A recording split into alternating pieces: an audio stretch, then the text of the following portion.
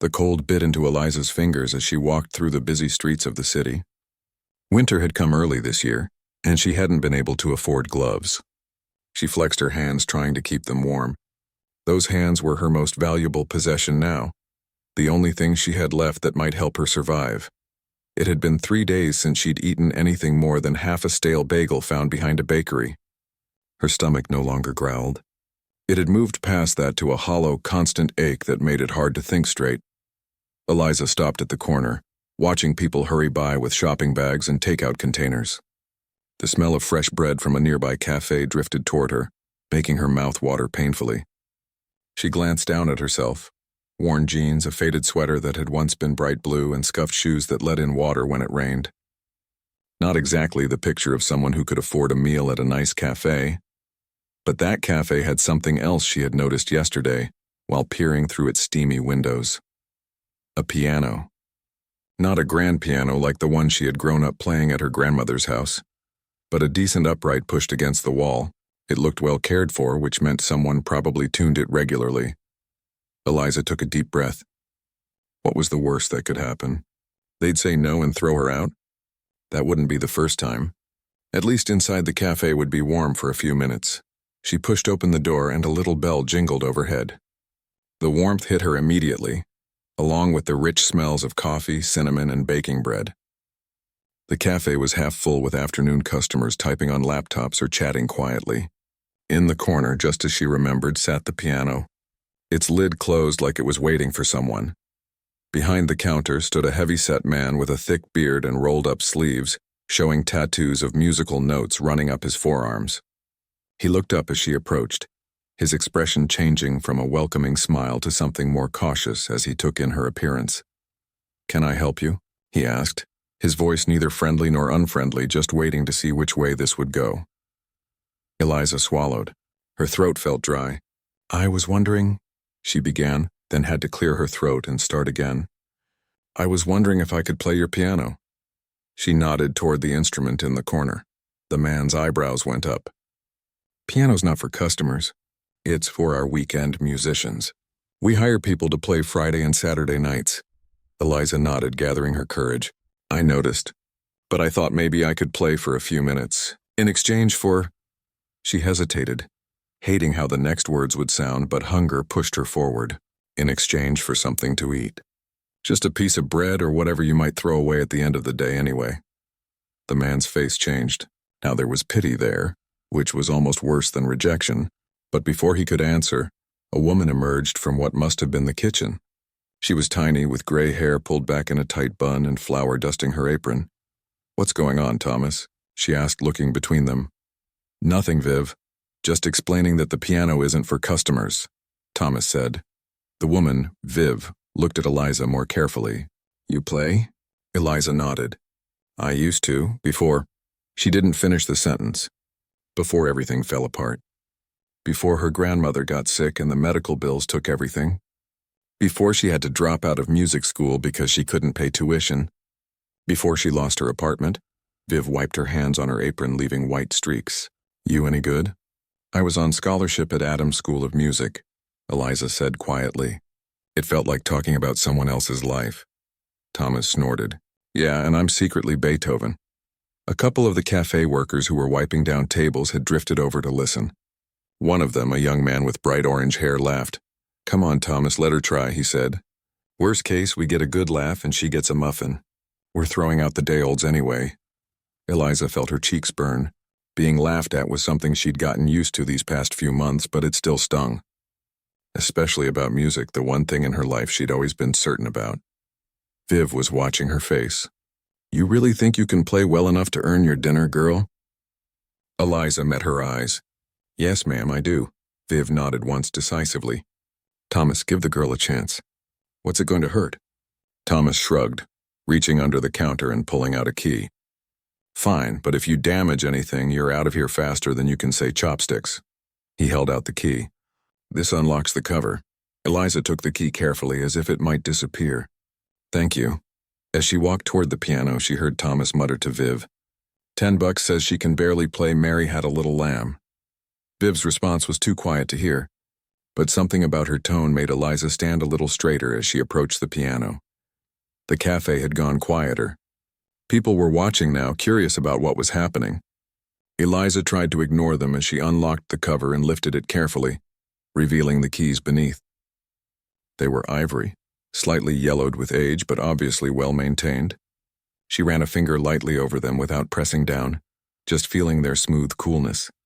Then she pulled out the bench and sat down, adjusting her position from habit. Back straight, feet properly placed for the pedals, wrists relaxed. Her body remembered even if it had been months since she'd last played. She closed her eyes for a moment, trying to decide what to play. Something to prove herself, but not something that would seem like showing off. Something that would make them feel rather than just hear. Her fingers found their position and she began to play. Softly at first, Debussy's Clair de Lune.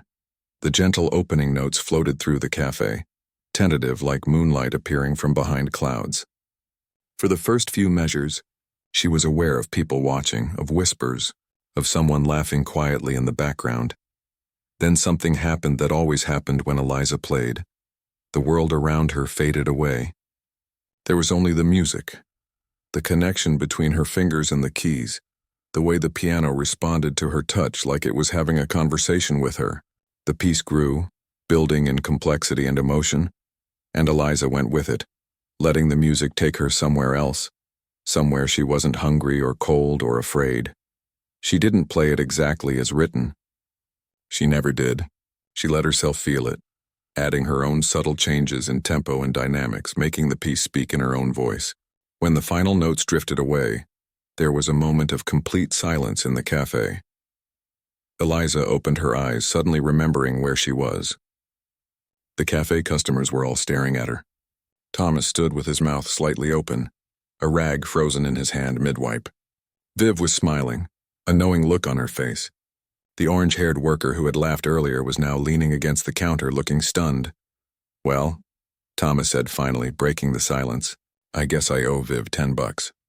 Someone in the cafe started to clap, and then everyone joined in. Eliza felt her face grow hot again, but for a different reason this time. She'd forgotten what it felt like to play for people who appreciated music. To see that look on their faces that meant you'd reach them somehow. Viv approached the piano, gesturing for Eliza to follow her. "Come on, girl. You've more than earned yourself a proper meal, and I think we should talk about Friday nights." As Eliza stood up on shaky legs, she noticed something else. A customer near the front had placed a $5 bill in a jar on top of the piano. When had that jar appeared? She hadn't noticed it before. Another customer was adding money to it now. Thomas saw her looking. "That's the tip jar for our musicians," he explained gruffly. "Seems like you qualify now." "I don't understand," Eliza said, looking between them. "You're offering me a job?" "Fridays have been slow lately," Viv said, leading her to a table near the kitchen. "We've been thinking about getting someone to play, bring in more customers. Seems like you just auditioned." She gestured for Eliza to sit, then disappeared into the kitchen. Thomas set a mug of something hot in front of her. "It's hot chocolate," he said. "You look like you need it." The orange-haired worker appeared with a plate holding a sandwich, soup, and a pastry. "I'm Leo," he said, setting it down. "That was amazing. Where did you learn to play like that?" Eliza looked at the food, feeling overwhelmed. "My grandmother taught me when I was little," she said quietly. She always said music was the best way to talk when words weren't enough. Viv returned, sitting across from her. "Eat," she commanded. "Then we'll talk about details. Pay isn't much, but it includes dinner and whatever's in the tip jar." She paused, studying Eliza's face. "And there's a small room upstairs where we store extra supplies. Has a couch. It's not much, but if you need a place to stay for a while." Eliza looked down, trying to hide the sudden tears in her eyes. She picked up the sandwich with trembling hands. "Thank you," she whispered. "Don't thank us yet," Thomas called from behind the counter, but his voice had lost its edge. "Wait until you see how many requests you get on a Friday night. People around here can be very demanding about their music." For the first time in months, Eliza felt a small smile form on her lips. "I think I can handle that." As she took her first bite of food, she noticed more customers dropping money into the tip jar by the piano. Outside, snow had begun to fall, but in here it was warm. And somehow, impossibly, she had found a small piece of hope again. 3 weeks had passed since Eliza first walked into the cafe and played for her meal. Now she sat on the small couch in the storage room above the cafe, tying her shoes and listening to the sounds of the morning rush below. Her fingers moved automatically as her mind drifted through the changes in her life. The storage room wasn't much, just enough space for the couch that folded out into a bed, a small table and a narrow wardrobe where she kept the few clothes she owned. But it was clean and warm and had a tiny bathroom attached. After months of sleeping in shelters or, on the worst nights, in train stations, it felt like a palace. She had played at the cafe every Friday night for the past 3 weeks. The first night, only a handful of people had shown up specifically to hear her, mostly regular customers who'd been there when she first played. But they'd told friends, and the second Friday had brought a larger crowd. Last night, her third performance, the place had been packed with people standing against the walls. Thomas had actually smiled at her when counting out her pay. "Not bad," he'd said, which from him was high praise. A knock on her door brought her back to the present. "You awake in there?" Leo's voice called. "Viv's been asking for you." "Coming," Eliza called back, giving her shoelace a final tug. When she entered the cafe through the back stairs, the morning rush was in full swing. Leo was working the coffee machine at top speed, his orange hair sticking up in all directions. Thomas was handling the register and Viv was nowhere to be seen. "There you are," Thomas said when he spotted her. "Viv wants you in the kitchen." Eliza nodded and made her way to the back. The kitchen was Viv's domain and few were invited in. Even in just 3 weeks, Eliza had learned that the tiny woman ruled her kitchen with absolute authority. She found Viv kneading dough with powerful hands, flour covering her arms up to the elbows. "You wanted to see me?" Eliza asked. Viv looked up. "Yes, got a phone call this morning. Someone wants to talk to you." Eliza's heart skipped. "Talk to me, who?" "Wouldn't say. Just that they heard you play last night and wanted to meet you. I said you'd be here at noon." Eliza felt a flutter of hope mixed with anxiety. Did they say what they wanted? Viv shrugged, punching down the dough with more force than seemed necessary. "No, but they sounded important. Fancy way of talking. Okay, thank you for letting me know." Viv looked up from her dough, studying Eliza's face. "You've got real talent, girl. Don't let anyone take advantage of that." "Or you." Eliza nodded, touched by the concern. "I won't." "Good. Now make yourself useful and take these muffins out front." The morning passed in a blur.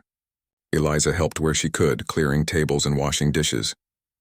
The cafe staff had fallen into an easy rhythm of accepting her help during busy times, even though she wasn't officially an employee, except for Friday nights.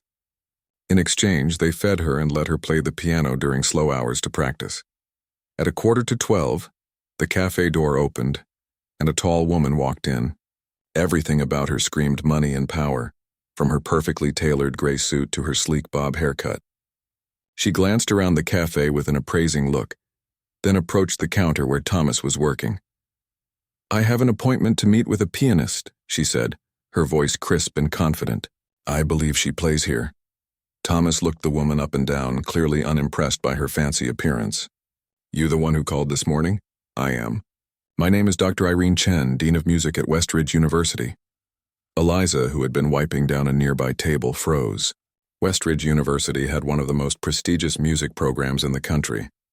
She'd dreamed of studying there before everything fell apart. Thomas jerked his head toward Eliza. "There's your pianist." Dr. Chen turned, her eyes finding Eliza. For a moment, they just looked at each other. Then Dr. Chen smiled, a warm expression that transformed her severe face. "You must be Eliza. I was hoping we could talk." They sat at a corner table, as far from the counter as possible for some privacy. Viv appeared with 2 cups of coffee and a plate of pastries, setting them down without a word but giving Dr. Chen a long, evaluating look before walking away. "Your guard dogs are very protective," Dr. Chen observed with a slight smile. Eliza glanced over at the counter, where Thomas, Leo, and Viv were all pretending not to watch. "They've been kind to me." "So I see." Dr. Chen took a sip of her coffee. "I'll get right to the point. I was here last night for your performance." "You were?" "Yes, a former student of mine owns a bakery down the street.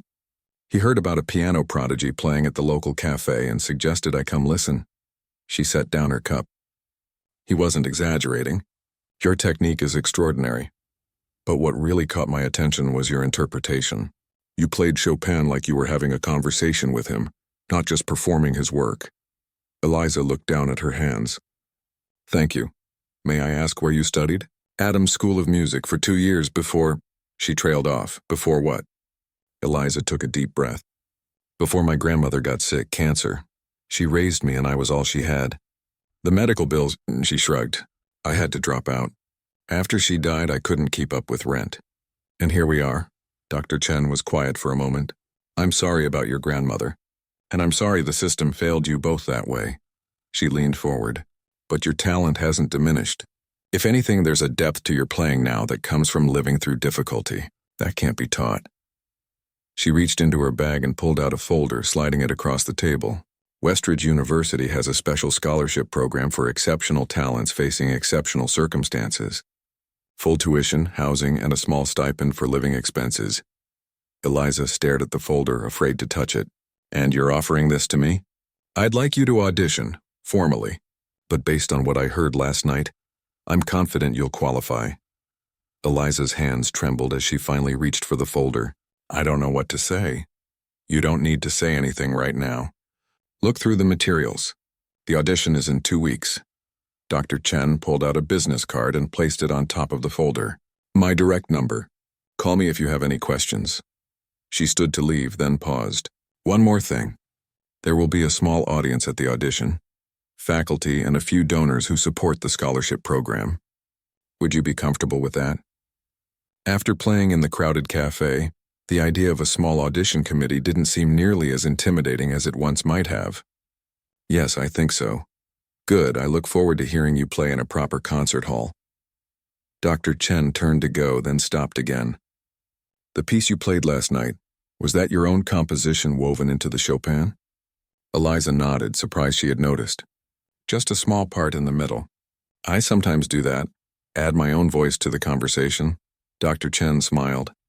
Bring some of your original work to the audition as well. I'd like to hear more of your voice.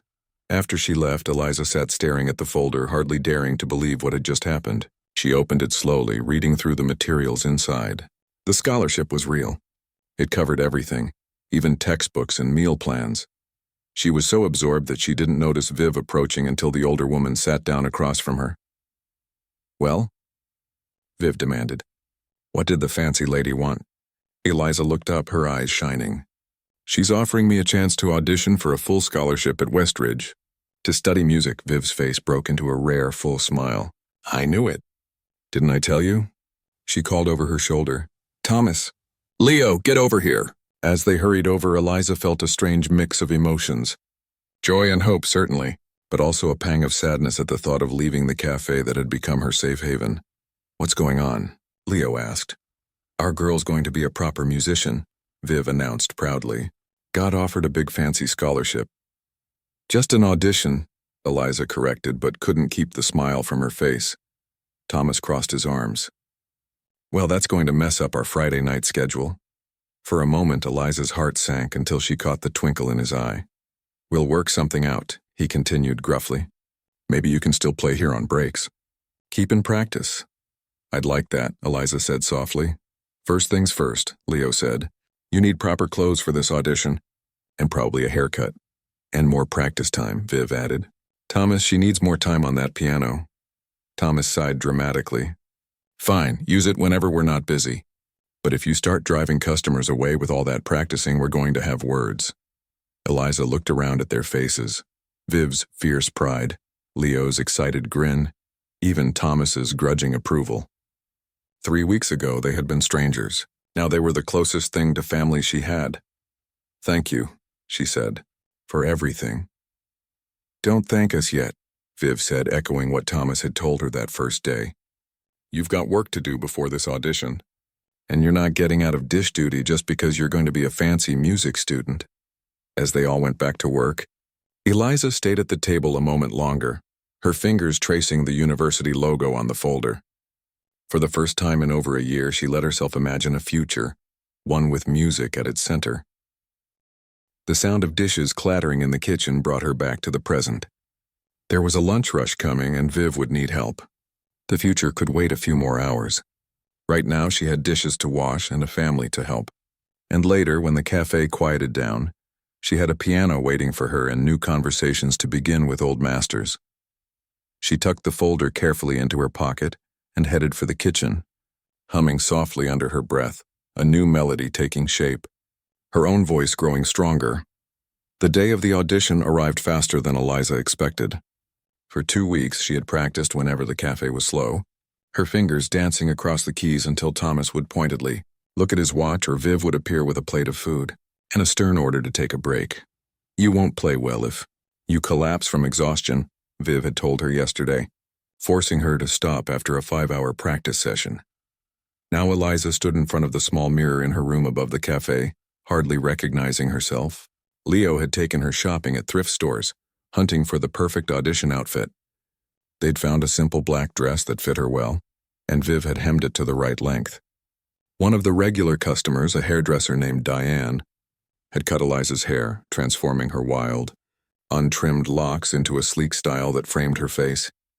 "You look like a proper musician," Leo had declared when they'd finished their makeover efforts yesterday.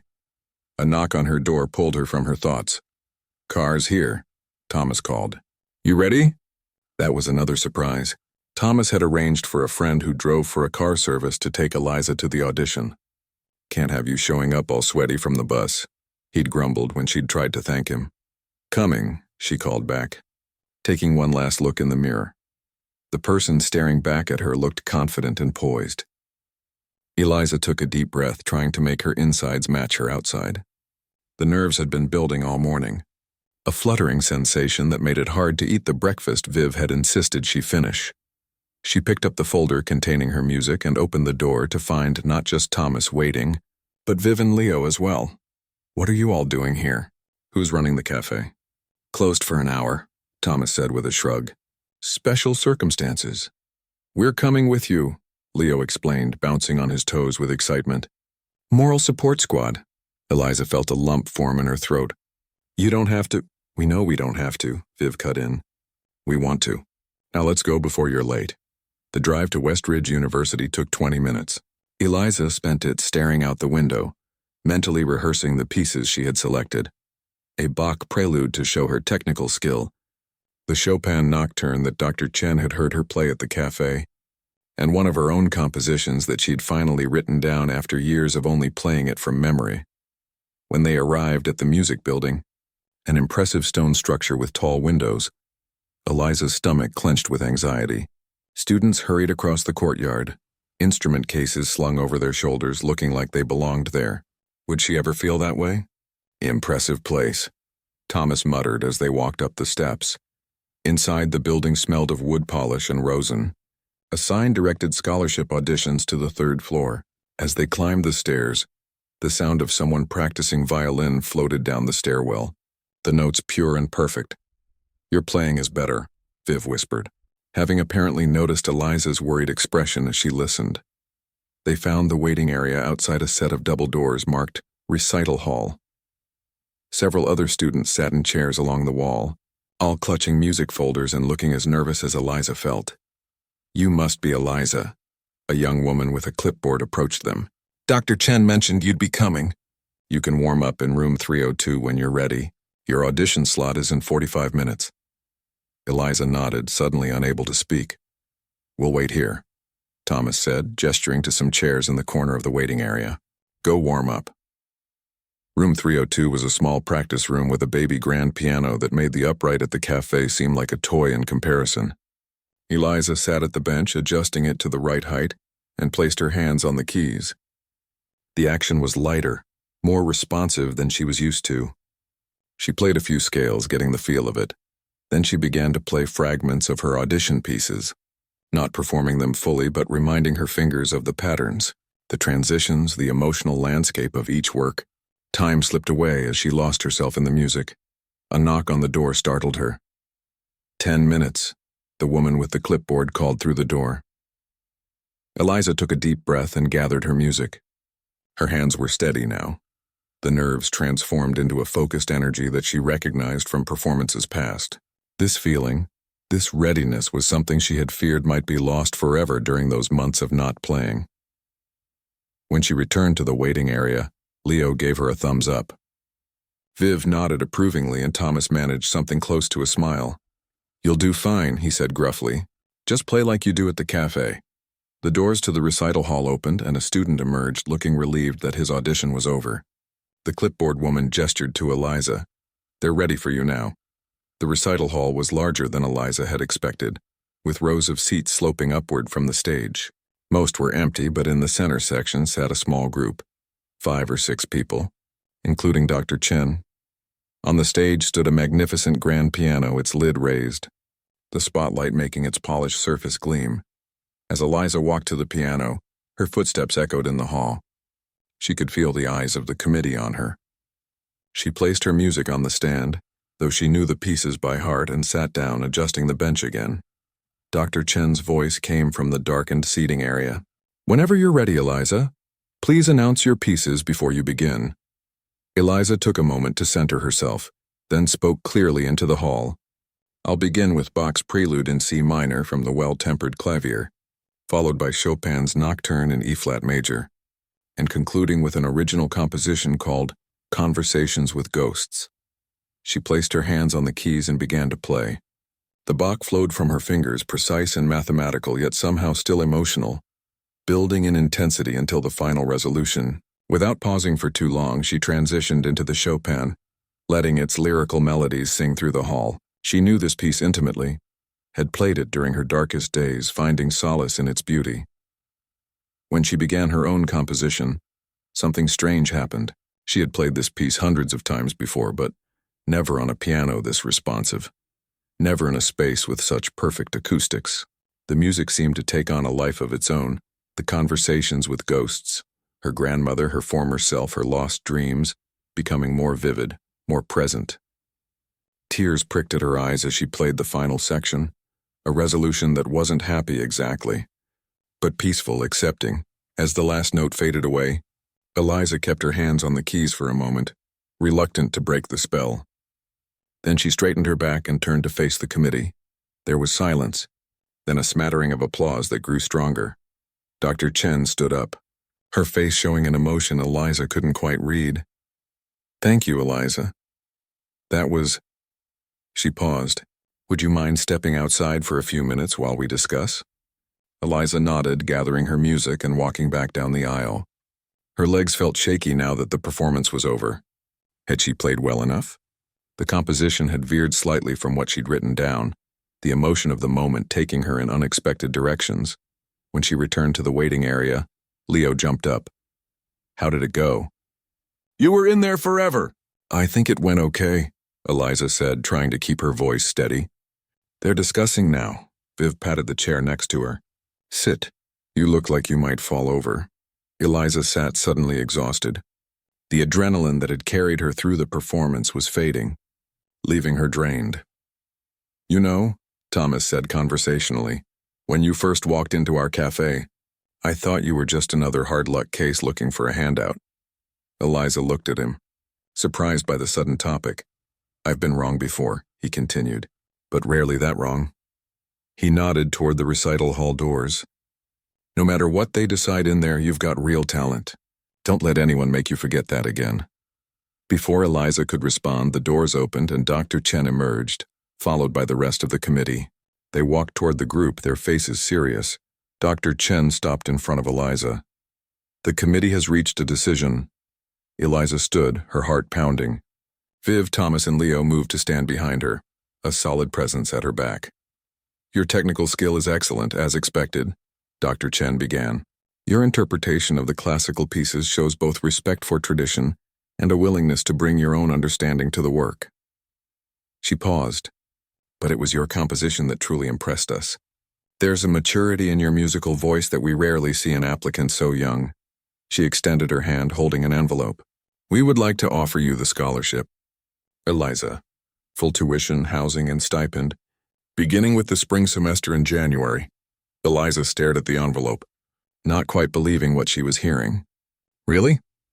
One of the other committee members, an older man with wire-rimmed glasses, stepped forward.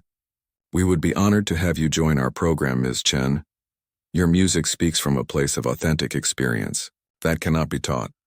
Slowly, Eliza reached out and took the envelope. Thank you. I don't know what to say. Say yes, Leo whispered loudly behind her. A small laugh escaped her. Yes, definitely yes, Dr. Chen smiled. Excellent. The envelope contains all the information you'll need to get started. She glanced at the group behind Eliza. You have quite a support system. They're my family, Eliza said simply. As they walked back to the car, reality began to sink in. In a few weeks, she would be a student again, studying what she loved. She would have a dorm room, classes, a future beyond day-to-day survival. We should celebrate, Leo declared as they pulled away from the campus. This calls for cake, and maybe a special performance tonight, Viv suggested. Let the regular customers know your good news. Eliza nodded, looking out the window at the university buildings receding in the distance. She would be back soon, not as a visitor, but as a student, a musician reclaiming her path. I was thinking, she said slowly, about the room above the cafe. Thomas glanced at her. What about it? I know you'll need it for someone else once I move into the dorms.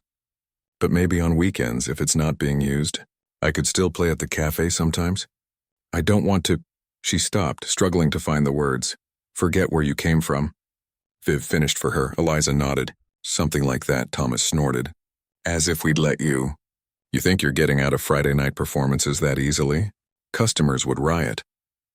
As they drove back toward the cafe, Eliza felt something settle inside her, a sense of belonging to both the world she was leaving and the one she was entering. The ghosts she had conversed with through her music weren't gone, but they were quieter now, more like old friends than haunting presences. She had played for a piece of food once, desperate and hungry. Now she would play because music was her voice, her way of speaking to the world, and this time the world was listening. The first semester at Westridge University passed in a whirlwind of classes, practice sessions, and new experiences. Eliza flourished in the structured environment of the music program, soaking up knowledge like a plant finally given water after a long drought. Her professors praised her technical skill and emotional depth, though some noted she could be reserved in class, reluctant to share her opinions unless directly asked. You have important things to say, both in your music and with your words, her composition teacher, Professor Winters, told her after one particularly quiet seminar. Don't be afraid to let us hear them.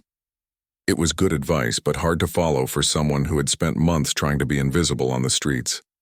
Old habits died slowly. Still, as winter turned to spring, Eliza found herself speaking up more, making a few friends among her fellow music students, and even joining a small chamber group that practiced together on Wednesday evenings. Her dorm room, though tiny, felt luxurious after the storage room above the cafe. She had her own bed, a desk, and best of all, access to practice rooms with pianos available almost around the clock. Yet every Friday evening, without fail, Eliza returned to the cafe to play for the dinner crowd. It was a standing arrangement she had made with Thomas before moving into the dorms. The cafe had become known for its Friday night music, and the crowds had only grown since Eliza had become a university student. People like saying they heard you before you got famous. Leo teased one evening as he helped her set up the piano area. Eliza laughed. I'm hardly famous. I'm just a first-year student who still has to practice scales every morning like everyone else. But she understood what he meant. There was something different about her playing now. A new confidence, perhaps, or a broader range of expression that came from the intensive training she was receiving. The tips in the jar had increased too, sometimes substantially. On this particular Friday in late April, Eliza arrived at the cafe earlier than usual. She had news to share and wanted to catch everyone before the evening rush began. The bell above the door jingled as she entered, and the familiar smells of coffee and baked goods wrapped around her like a hug. There she is, Viv called from behind the counter. Just in time. I need someone tall to reach the top shelf. Eliza smiled, setting down her backpack and music folder. At 5'7", she was hardly tall, but next to Viv's 5 feet nothing, she was a giant. She walked behind the counter and easily retrieved the stack of paper cups Viv was pointing to. Thanks, dear. How were classes this week? Good, really good, actually. Eliza hesitated. Is Thomas around, and Leo? I have something to tell all of you. Viv's eyes narrowed slightly. Thomas is in the back office doing orders. Leo's due in about 10 minutes. She studied Eliza's face. This good news or bad news? Good, at least I hope you'll think so. Viv nodded. I'll get Thomas. While she waited, Eliza walked over to the piano, running her fingers lightly over the keys without pressing down. This instrument, not particularly special by objective standards, would always be important to her. It had saved her life in more ways than one. Well, look who's early. Thomas's gruff voice came from behind her. The world must be ending. Eliza turned to find him and Viv watching her, Thomas with his arms crossed as usual, but a warmth in his eyes that hadn't been there when she first met him. I wanted to tell you both something before Leo gets here and before the rush starts. She took a deep breath. I've been selected to participate in the Summer International Music Festival in Vienna. Viv's hands flew to her mouth. Vienna, as in Austria? Eliza nodded, a grin spreading across her face. Professor Winters nominated me. Only 2 students from Westridge were chosen. We'll be there for 6 weeks, studying with musicians from all over the world and performing in some amazing venues. 6 weeks? Thomas frowned. When does this start? June 15th, so about 6 weeks from now. The implications hung in the air. 6 weeks in Vienna meant 6 Fridays without Eliza playing at the cafe. Thomas scratched his beard. Well, I suppose we could survive without you for a while. Might be good for business, actually. Give people's ears a rest, Eliza laughed. Recognizing the joke for what it was, Thomas's way of saying he was happy for her while acknowledging he would miss her. I've been thinking about that, she said. I could help find a replacement for while I'm gone. There's a second-year student, Lily, who's really good. She plays jazz piano mainly, but she could do some classical too if that's what people prefer. The bell above the door jingled, and Leo burst in, his orange hair even brighter than usual after a recent dye job. Did I miss anything? He asked, unwinding a scarf from his neck despite the spring warmth outside. Leo was perpetually cold and dressed in layers year-round. Just Eliza abandoning us for the glamorous music scene of Vienna, Thomas said dryly. Leo's eyes widened. Vienna for real? As Eliza explained again, his face went through a series of expressions, surprise, excitement, and something like wistful pride. That's incredible, he said when she finished. But 6 weeks without you playing here. He looked around the cafe as if imagining it pianoless. I told them I could find a replacement, Eliza assured him. And it's just temporary.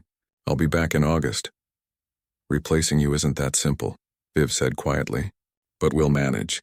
This is too important an opportunity to miss. Eliza felt a rush of gratitude for these people who had become her family. They had taken her in when she had nothing. And now they were supporting her as she reached for opportunities she once thought were lost forever. There's something else, she said. The festival includes a composition competition. The winner gets their piece performed by the Vienna Philharmonic at the closing concert. You're entering? Leo asked. Eliza nodded. I've been working on a piece for months in my composition class. Professor Winters thinks it has a chance. What's it about? Viv asked. Your piece, Eliza hesitated. She hadn't told anyone at the university the full story behind her composition, not even Professor Winters. But these people already knew her story. They had lived part of it with her. It's called Hunger, she said. It's about everything that happened. Being homeless, losing my grandmother, feeling like I'd lost music too, and then finding it again. She looked around the cafe, finding this place. The 3 of them were quiet for a moment, absorbing her words. Then Thomas cleared his throat. Well, those fancy Vienna people better recognize a winner when they hear it. Leo laughed. Yeah, or we'll have to go over there and set them straight.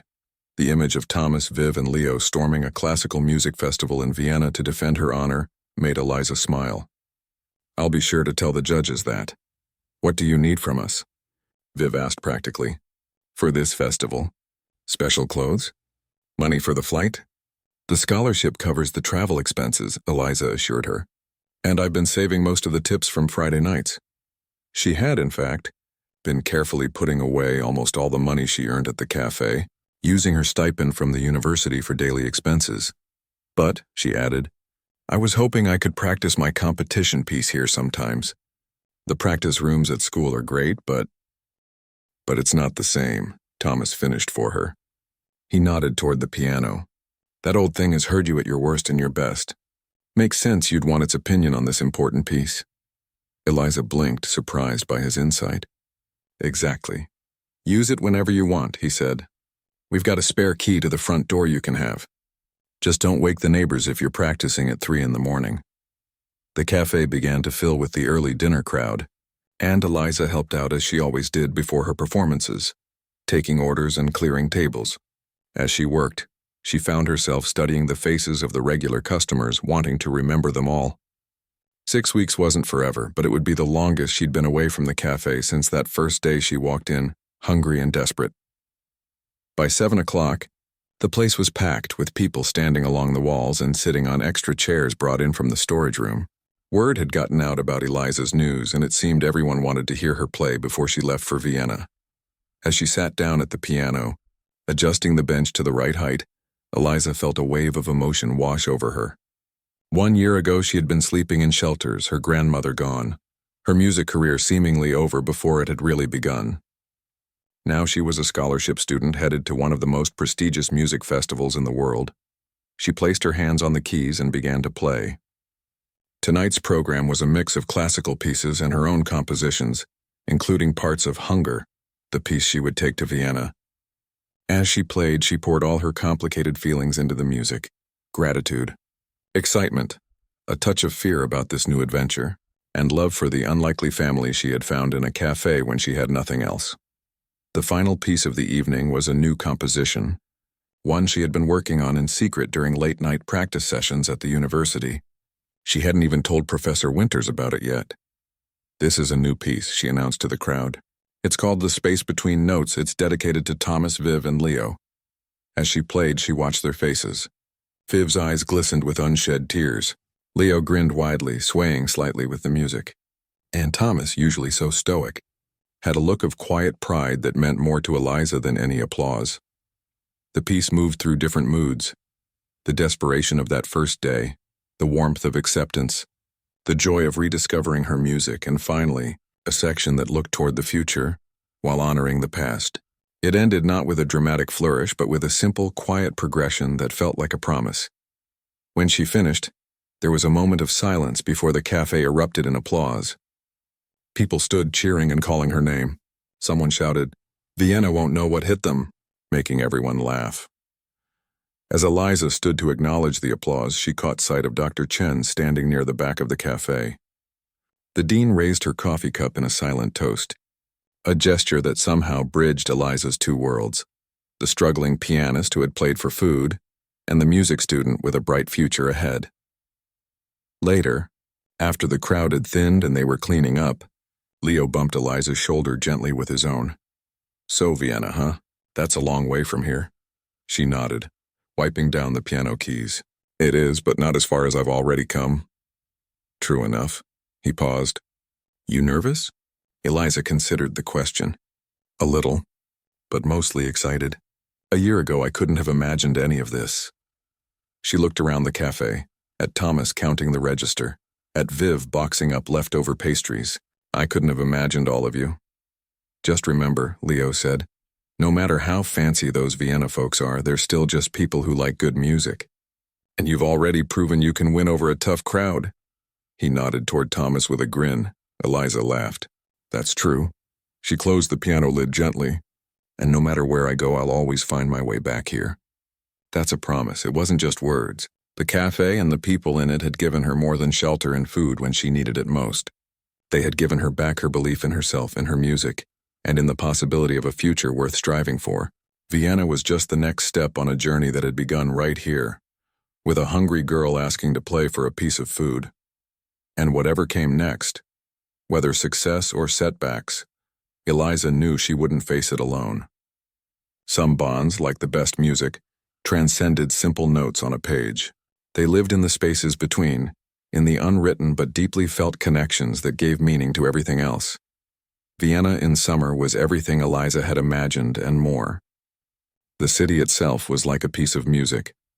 Elegant historical buildings alongside modern structures, the flow of the Danube through the city center, and everywhere, the spirit of the great composers who had walked these streets before her. The International Music Festival was housed in a beautiful 19th century building with practice rooms featuring floor-to-ceiling windows and grand pianos that responded to the lightest touch. For the first few days, Eliza had been almost afraid to play them. These instruments worth more than anything she had ever owned. They're meant to be played, her festival mentor, a renowned pianist named Dr. Novak, had told her gently. The finest piano in the world is just furniture until someone brings it to life.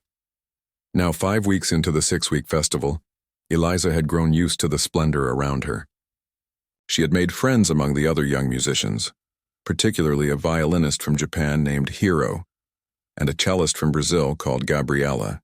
The three of them often practiced together in the evenings, pushing each other to try new interpretations and techniques. But today, Eliza was alone in practice room 7, her favorite of the available spaces. The competition finals were tomorrow, and she was one of 5 composers selected to advance. Her piece, Hunger, had evolved during her time in Vienna, growing more complex yet also more honest in its emotional landscape. Dr. Novak had helped her refine it, without losing the raw truth at its core. Remember why you wrote this, he had advised during their last session. Let the audience feel what you felt. As Eliza played through the piece one more time, she thought about the long journey that had brought her here. The loss of her grandmother, the months of homelessness, the day she walked into the cafe desperate enough to ask strangers for food. And then the slow climb back, first to survival, then to hope, and finally to this moment on the verge of something she had never dared dream possible. A knock on the door interrupted her thoughts. She looked up to see Hiro peering through the glass panel. Sorry to disturb, he said when she opened the door, but you have visitors at the front desk. They say they know you. Eliza frowned. She wasn't expecting anyone. Her new friends from the university were all back in the States, and Dr. Chen had visited last week but returned home already. Did they give their names? Hiro shrugged. One had very bright orange hair. That's all I noticed. Eliza's heart leaped. Leo, are you sure? I didn't get his name, but they asked for you specifically. Eliza grabbed her music and hurried down the corridor toward the main entrance, her mind racing. It couldn't be. Vienna was thousands of miles from home. They couldn't have. But as she rounded the corner into the grand foyer with its marble floors and crystal chandelier, she stopped short. There they were, Leo, his orange hair impossible to miss, Viv, looking tiny but formidable in a neat travel outfit, and Thomas, shifting uncomfortably in what must be his one good suit, glancing around the ornate space as if expecting someone to tell him he didn't belong. What are you doing here? Eliza gasped, running the last few steps toward them. Leo spotted her first and broke into a huge grin. Surprise! We came to hear you win that competition. Viv opened her arms and Eliza fell into them, breathing in the familiar scent of cinnamon and coffee that clung to her clothes. When did you? Eliza couldn't form a complete question, looking between their faces in disbelief. We've been planning it since you left, Thomas said gruffly. Saved up, found someone to watch the cafe. He shrugged as if flying halfway around the world was no big deal. Couldn't miss your big moment. But how did you know I made the finals? I only found out 3 days ago. Eliza had sent them an email right away but hadn't received a response. We were already on our way, Viv explained. We figured even if you didn't make the finals, we'd still get to hear you play something and see this fancy festival you've been writing about. Eliza felt tears prickling at her eyes. I can't believe you came all this way. Well, believe it, Leo said.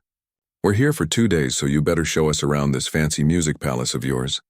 A small crowd of other festival participants had gathered nearby, watching the reunion with curious eyes. Eliza noticed Dr. Novak among them, a warm smile on his face. Dr. Novak, she called, waving him over. These are my friends from home, the ones I told you about. The distinguished pianist approached, extending his hand first to Viv, then Leo, and finally Thomas. Ah, the cafe family. Eliza has told me so much about you. Your kindness changed the course of her life. Thomas looked embarrassed. She's the one with the talent. We just gave her a place to play. Sometimes that is all a musician needs, Dr. Novak said. A place to be heard. After introductions to a few more of Eliza's festival friends, she took her cafe family on a tour of the building, showing them the performance hall where tomorrow's competition would be held, the practice rooms with their magnificent pianos, and finally, practice room 7. This is where I've been working on my piece, she explained, gesturing to the piano by the window. Would you like to hear it? The final version, I mean. That's why we came, isn't it? Viv said, settling into one of the chairs along the wall. Thomas and Leo followed suit, looking slightly out of place but determined to be supportive. Eliza sat at the piano, adjusting the bench out of habit. This moment felt important somehow, playing her competition piece not for judges or fellow students or even her mentor, but for the people who had seen her at her lowest and still believed she had something valuable to offer the world. She began to play Hunger, letting the music tell the story she had lived. The opening was stark and minimal, notes spread thin like days without enough food. Then came the section representing her first day at the cafe.